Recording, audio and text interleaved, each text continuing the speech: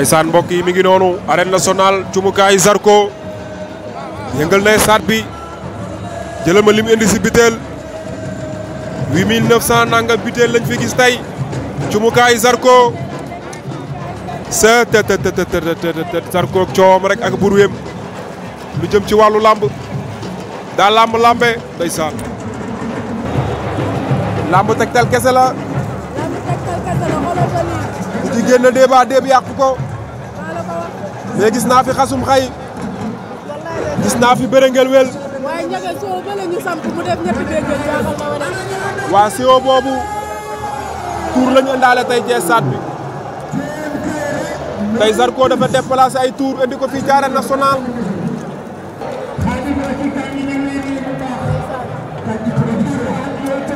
ndeysaan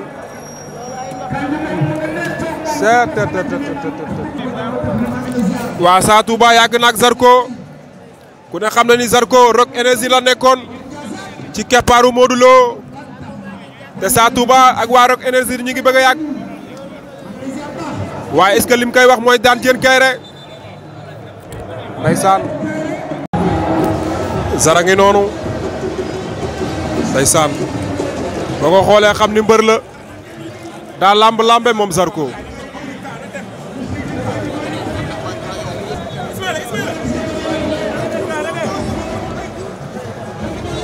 ndeysaan Zara ngi noonu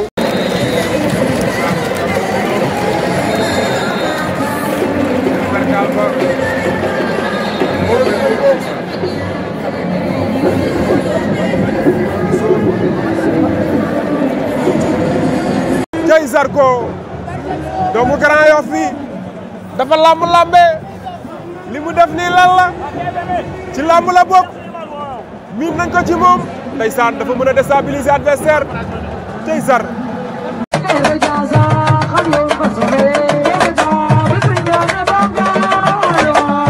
Baba